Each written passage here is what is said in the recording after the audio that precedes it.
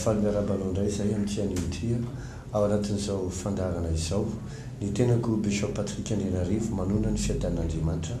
amin'ny toerana rehetra izay andraisanao izao fandarana izao. Ampifaliana tanteraka koa no entiko miarabantsika izay mpijery ajaina moa amin'itian'io ity tenako Révérend Frère Andrinarivo koa no miaraka aminao anatin'izao fandarantsika izao. Mino fa nahasoanao ny fandarantsika izay narahantsika hatramin'izay ary mbola ahasoanao ny fandarantsika androany. Ety amin'ny fiandohana araka nefa fanaoko mahazatra dia mampafantatra anao mandrakariva ny fotoana izay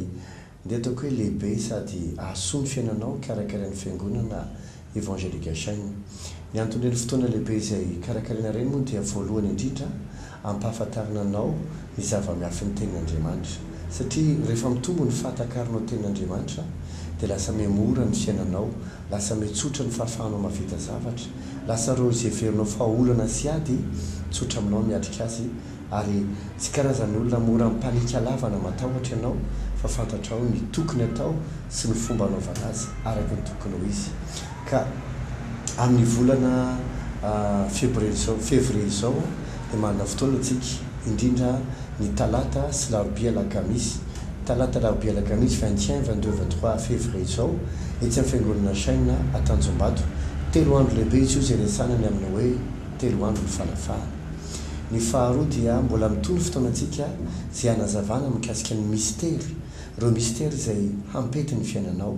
Tamin'ny alahady teo tsika nanana fotoana sy tamin'ny herin'ny alahady ary mbola mitoy izay resaka mikasika ny mystera izay etsy amin'ny fiangonana Chaîne ao Korondrano ao amin'ny gymnase Gouverne Korondrano. Ary misy fotoana lehibe koa iarahanao fiangonana Chaîne ihany amin'ny fiangonana Chaîne ao amin'ny Rex Sritsa Andohanalakely amin'ny alahady izao izany. Tsoera ihany koa tsika dia hanana fotoana lehibe tsy amin'ny Palais des Sports Mahamasina ny alahady faharoa ambin'ny folo ny volana marsa ho avy izao. Ya, araka ny teninao tao Bishop natao moa ny fotoana rehetrarehetra ireo mba ahafahantsika rehetra mahazo fahasoavana tombotsoa manokana hatrany nisan'ilay zava-dehibe ao anatin'ilay izy eo ny vavaka fa indrindra ny herin'ny tenin'Andriamanitra. Ny tenin'Andriamanitra moa araka ny teny Baiboly dia mbola mahery vaika io ary manasitrana io afaka manafaka anao anatin'ny longo io afaka mitondra fahariana io afaka mitondra zavatsoa be dia be amin'ny fiainana ary mino izay fa ny tenin'Andriamanitra izay horaisinao anatin'ireo fotoan'ireo dia hamadika tanteraka indray ny fiainanao ambany ambony izany. Araka ny teneniko teo hoe manana fotoana isika eny Atanjombato ny talata larobia alakamisy izao izay resahana mikasika ny fanafahana. Io fotoana io dia manomboka amin'ny 12 sasany ka hatramin'ny 2 ora atoandro izany amin'ny 2 latsaka folo eo izany.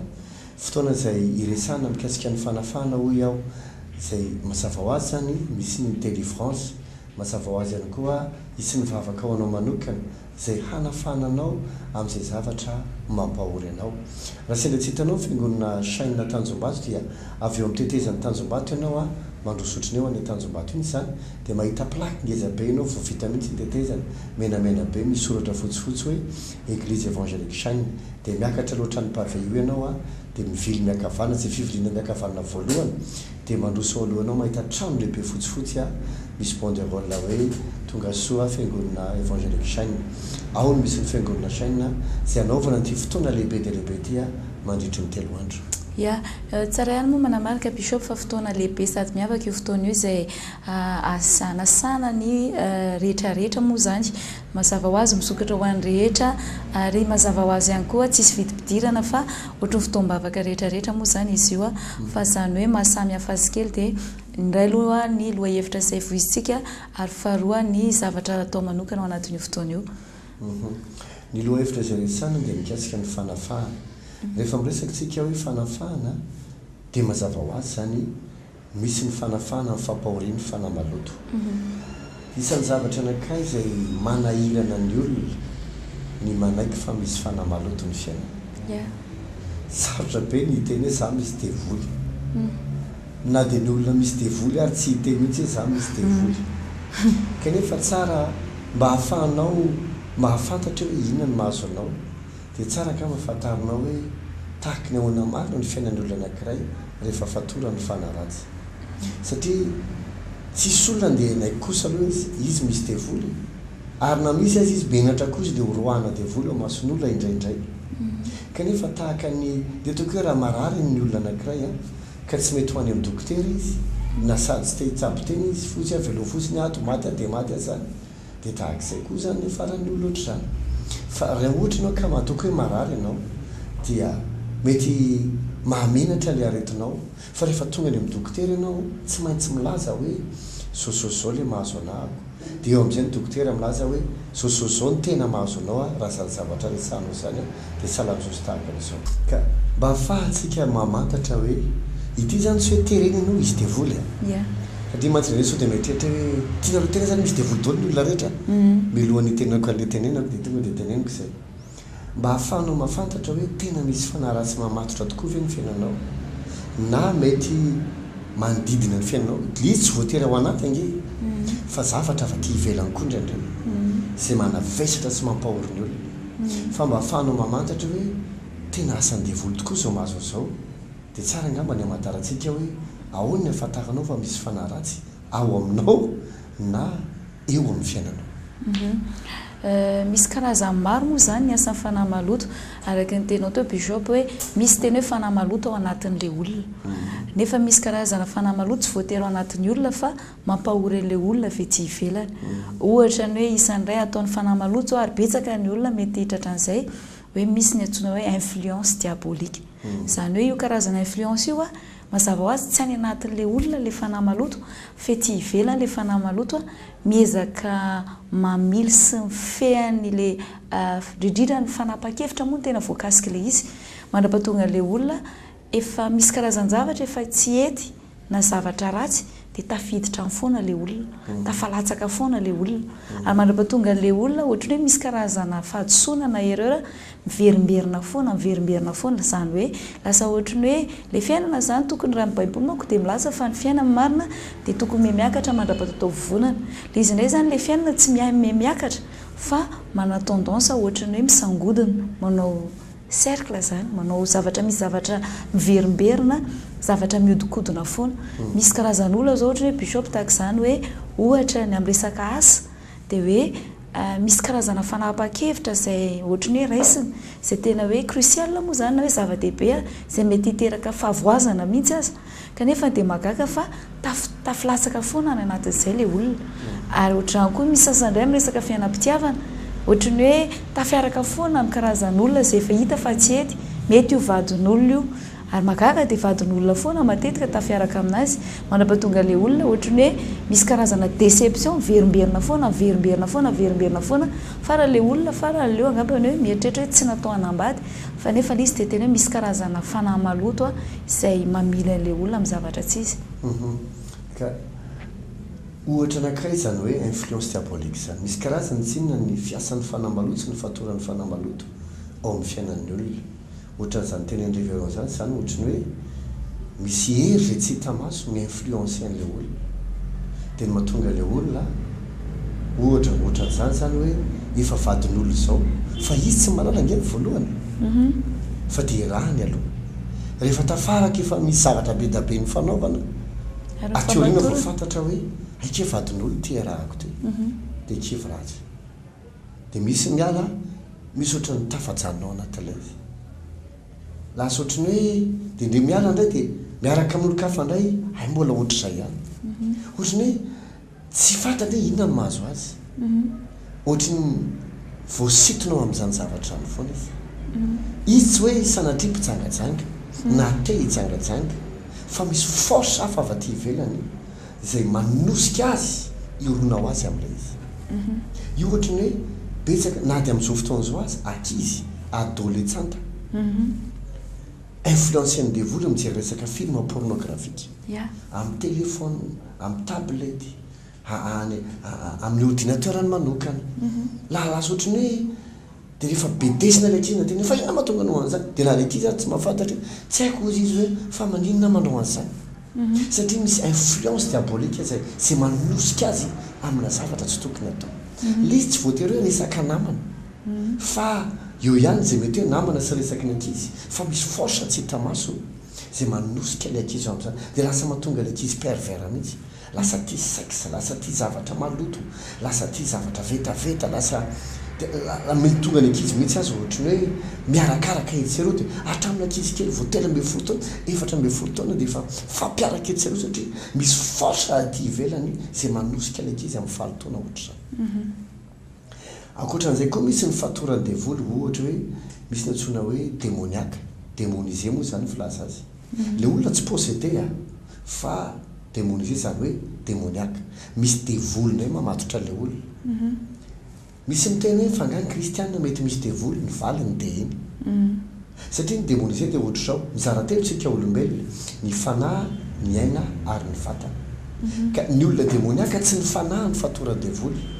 fa mety faritra sasany amin'ny vatana mety le izy miseho miendrika aretina de le aretina ohatra hoe tsy mety sitrana fa ozony dokotera inanana fanafody mandrapahafaty midikan'izany de zao tsy sitrana antsony io fa ataovy zay alavalava ny andronao satria raha ohatra araka mety sitrana nahoana no mandra-pahafaty le fanafody dikan'izany le fanafody tsy ahasitrana le izy fa entina ampanananana fotsiny fa inao tsy maintsy ho faty foana amin'le aretina de mety koa le aretina jerena amin'ny radio tsy hita atao koa ny analyse rehetrarehetra négatif daholo ny valiny tsy hita zany hoe nefa le olona mantsiaro hoe marary indrindra rehefa metsika izy zany zavatra zany de fatorana vanaratsy ary io tsy olona hoe tsy mivavaka ihany tratralezy fa na kristianina azy zanak'Andriamanitra tratran'le zavatra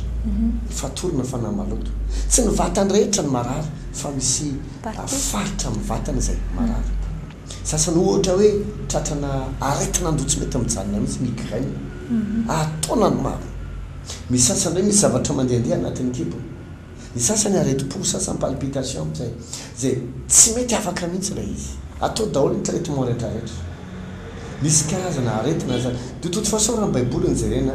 ny aretina de avy amin'ny devoly jesosy na ina na hatramin'ny aretina andoha azy tsy nitraiteny jesosy vokatry ny hafanana fo zay de nyroahany fanamaloto izy tona nanavy ny rafozam-baviny petera de rehefa baiboly de laza de nyroahany jesosy ny fanaratsy tika zany le fanaviana tsy nijereny jesosy hoe aivizany izy de nanavy fa amin'ny jesosy ny aretina de asany devoly ary misy moa bishop tena hoe aretina zay ohatrany hoe fiantso azy moa zany de hoe héréditaire azafady any hoe avy any amin'ny bebe any de mipasy makany any amin'ny renina mety nydadana ohatran'izany de aveo makany amin'le olona rehefa aveo zao ny zavatra mila avitsika ny olombelona tsy noforonon'Andriamanitra harary na ho faty mihitsy aza tsy noforonon'Andriamanitra ao amin'izany ny olombelona tsy namorona ny olona Andriamanitra ho mety maty zay ny tena izy ary na olona tsy mivavaka reo scientifique zay pikaroka de mahita hoe fa maninona ny olona ny maty nefa ny olona tsy tokony ho faty fa raha fatarana zany isaky ny fito taona de misolo vaovao daholy ny sela rehetra ao anatin'ny vatany olombelona satria fitambarana sela be dabe ny vatantsika zany hoe tsy tokony ho faty mihitsy tsika raha ny tena marina fa nytanina mperaka fa maninona ny maty raha olombelona ary mefoy foana ny andro iainana fa ny olombelona raha ny foron'Andriamanitra tsy namorona olona mety ho faty Andriamanitra avaiza ary natongavany fahafatesana avaiza natongavany fijalinany amin'ny vatana tsy ny sain'ny olona ny boky ny Genesisa manazava azy ozy amin'ny toko 2:1 hoe ny azo rehetra amin'ny sa de azonao hinanana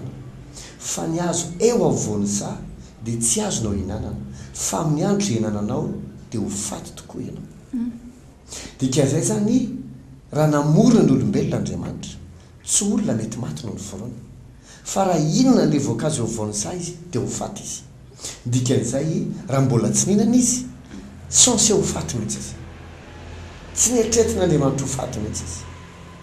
fa rehefa nandeha ny Genesisa toko 3 de naka fanahany Eva Satana toy izy angy vareka tsy azo hinanana ny voankazo rehetra amin'sa toy izy azona hinanana ny voankazo ka fa ny eo avovoan'ny sa no tsy azo tendrenana hohanina toy izy diso zany ozy izy fa tsy tian'Andriamanitra alala ny tena izy ianareo fa fotoanareo mihinana an'io de alala ny tsara sy ny ratsy ianareo ka hitovy amin'Andriamanitra ny zavatra voalohany zany teto tiany de vola tongavana tamin'ra olombelona de zao halala ny tsara sy ny ratsy ny tena marina raha olombelona efa nalala ny tsara fa tsy nahalala ny ratsy tsy nanana fahatongavan-tsaina ny amin'ny fisiny ratsy izy ohatra grisy toko faharoa zay melohan'izay ihany no milaza fa nitanjaka ny olona nefa tsy nahalala enaky ohatra zazakely innocent zany tsy mahafantatra an'izany fa rehefa ninona le voankazo izy dia voalohany tafiditra ny ota zay mitondra fahafatesana dia nanomboka nahalala ny atao hoe ratsy izy noho zany zany avy amin'io fiainana avy amin'ny devoly le fiainana avy amin'ny devoly zay tafiditra eto anatin'olombelona ny antsoina hoe fahafatesana teo no nanomboka ny fahafatesana fa ny olombelona tsy nieritreretina ho faty ka tiako tenina amin'izany zany hoe avy amin'io ota io sy ho fahafatesana io no mahatonga ny aretana io no mahatonga ny ozina ny fijaliana ny fahantrana fa ny olombelona tsy noforon'Andriamanitra ho tahaka izany ary zay no nahatongavan' Jesosy hamonjy antsika amin'ilay izy ka hoy aho hoe ny aretina dia asan-devoly io ka tsy voatery koa nefa le fatorany devoly iverinantsika le izy hoe aretana fa mety koa le fatorana tsy anatin'ny vatana indray fa anatin'ny fihetsem-po na anatin'ny saina tsy voatery laza-dala le olona fa ohatra anankiray misy olona malahelo lafo tsisy hoe inona manontanian'ny olona izy fina foana mampalahelo anao fa nga misy tsy mety ataoko atao trano mahatonga anao malahelo ohatrany io sa misy zavatra tetavinao fina mampalahelo anao ny fiainako rehetrarehetra tsy fantatra mihitsy hoe inona zany ka inona ny fiainanao le mampalahelo ka efa hoe fiainako rehetra dia mavesatra ho azy dia mitomano azy io tsy ahoa tsy ahoana zany hoe le olona tsy mety afaka alahelo mihitsy na izy rehefa anontanianao tsy voafaritra ny mazava hoe aiza moa zany le tena mampalahelo aty fa dia malahelo foana izy asan-devoly zany misy olona nge faly torana malahelo torana tezitra torana tsy tezitra koa torana asan-devoly koa zany zany hoe ny fihetsepon'le olona no voafatotra le fanaratsy misy le ohatra hoe voafatotra amina fitiavana fafinaretana ny fihetsepon'le olona ohatrany hoe voazavatra hafahafa dia morona makany lasa tiany foana efa olona ohatra hoe efa fantatra fa sady efa vadin'olona ohatra na olona tsy hanambady anao ka tiako izy mijaly raha voatsy ohatra no faty le olona efa le olona azy efa mamona azy efa sarà efa sanatria ataony ohatra ny biby mifotoretena azy fa dia tsay fa te mijaly be raha voatsy izy te mitomany izy satria nahoana fatorany ny fanahy maloto ny fihetsem-pony tsy afaka amin'ny emprise le zavatra ratsy misy day ny sain'ny olona indray no voafaritra le fanahy ratsy tsy hoe lasa-dala izy fa ny fieritreretana ny fanapa-kevana ny décision raisiny dia mirona amina zavatra mandrava foana ka ianao mila mieritreritra satria ny olona normal tsy hanapa-kevitra hanimba-tena ny olona normal tsy alahelo lava amin'tsisy ny olona normal tsisy zavatra hoe mararo azany amin'ny vatana fa ro zavatra anormal dia midika fahafatorana fanamaloto zany marina loatra betsabetsaka ny karazany teo moa fantenena ihany ary misy karazana asa fanahy maloto mihitsy izay mety mahazo ny olona misy indray moa le hoe misy karazana fanahy fahavesarana izay manavesatra foana zay zay antsoina hoe oppression diabolique moa zany hoe manavesatra mahatonga le olona tratran'izay le hoe fanahy fahavesarana zay ary mahatonga le olona ohatra koa hoe mety amin'ny resaka asa dia mety hoe misy karazana ohatrany hoe fanahy zay miezaka mametra na mibloqué na miezaka ohatrany hoe mahatonga le olona tsy mety tafavoaka dia tena hoe manakirota satria ny dikany hoe oppression tsy inona dia hoe